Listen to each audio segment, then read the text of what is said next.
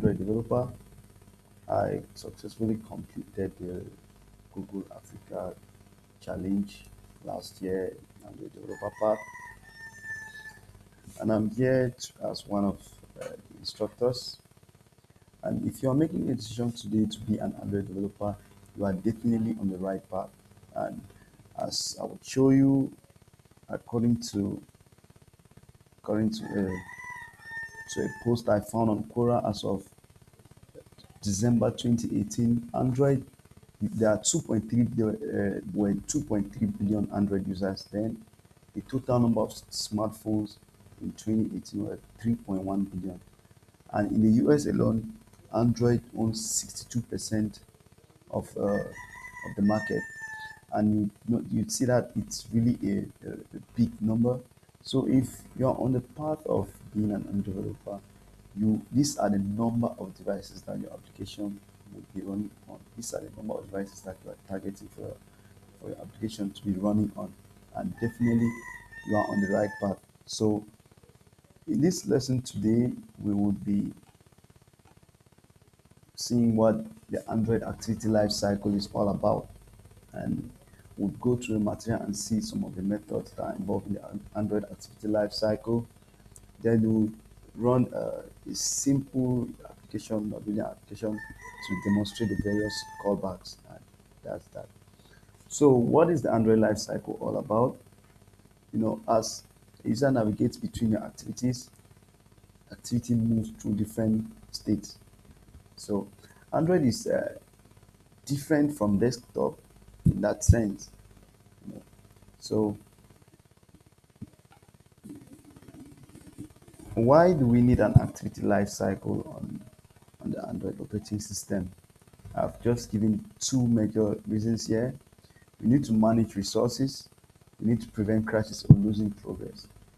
Okay, take an example of an application that you built for banking transaction, and the user is making a transaction, and he has transferred money into another account, and all of a sudden he or she receives a phone call, and at that point your application crashes because the state was not safe or something. You would notice that it would really be disastrous in that case. So we need to manage the life cycle of our activities to be able to prevent cases like that and losing valuable information.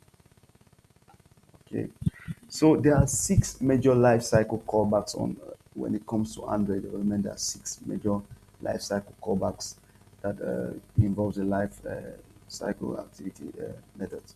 That is, we have the on create, on start, on resume, on pause, on stop, and on destroy.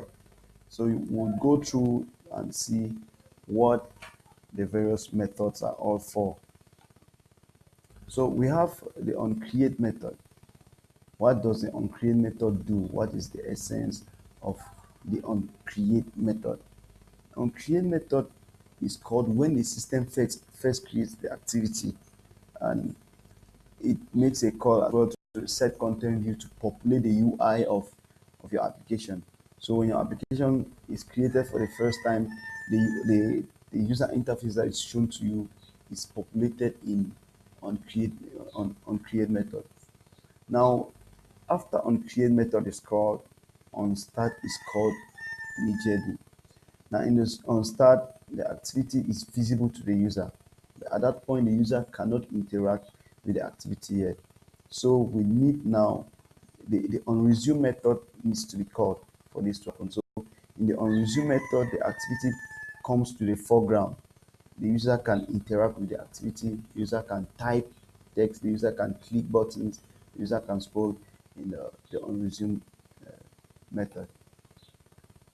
Now in onPause is called when the user is leaving the activity. In onPause, the activity is no longer in the foreground. It might be called due to different interruptions, or maybe a dialogue has been displayed on pause will be called at that point. And in on pause method, it is necessary that you will release system resources. If you are making use of the camera, you need to release the camera.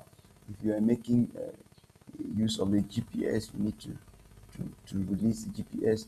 If there was an act you are making internet requests or network requests, at that point you need to release system that resource. Now, on stop, on stop, the activity is no longer visible to the user. So it might be the case where a new activity covers the entire screen of the application. So on stop will be called. It is used to release system resources that are not needed when the application is not visible. Now, use the onStop for CPU-intensive shutdown tasks. Closing a database connection, for example, you use onStop method for that situation. Now comes on destroy. On destroyed is called when the activity is about to be destroyed.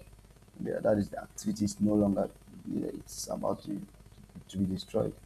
Now you need to release all the resources that were not released in the former lifecycle callback. So in that case, you need to release all resources that have not been released uh, in the previous steps. So that's that for the various lifecycle callbacks. We'll show a sample application, not really an application with lifecycle callbacks. We'll just create some login. Okay, we open up Android Studio. Okay,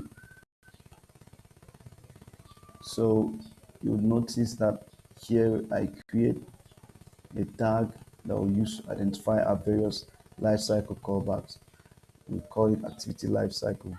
And in the various lifecycle callback methods, I have on create, on start, on resume, on pause, on stop, and on destroy. We are logging the various callbacks.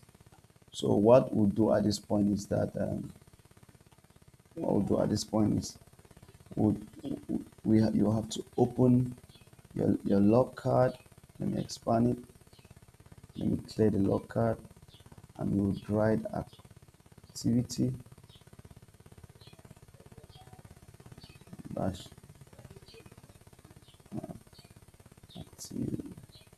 Let me just copy the tag.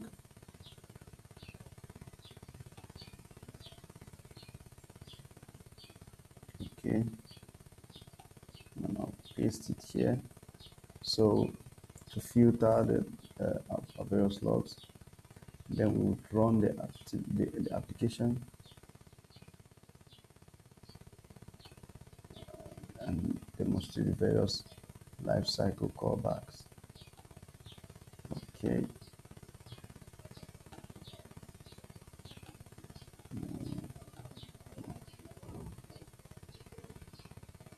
Okay, let's wait for the device.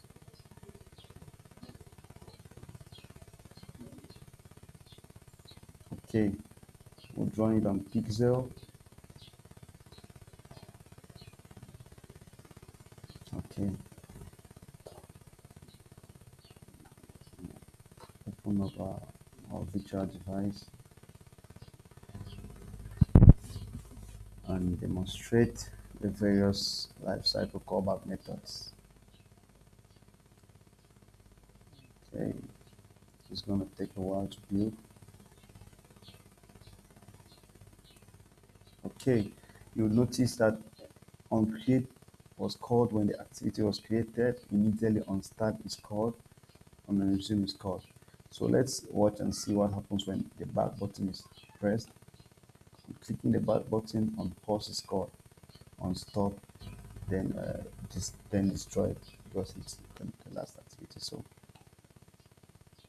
let's resume the application. Okay, on create is called, since on destroyed was called, on create is called, on start, and on resume.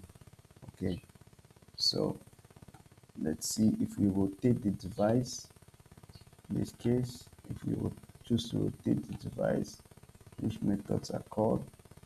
Okay, you see on pause, the activity is paused. is then stopped, then on destroy is called. Then when it has to repopulate the activity, so on create is called again, on start and on resume. If we kill our application, if we kill our application, we are expecting on destroy to be called. Let's see. Okay, if we close it, okay, you will notice that the activity has been destroyed. So that's that for the lesson. Thank you for listening and happy coding.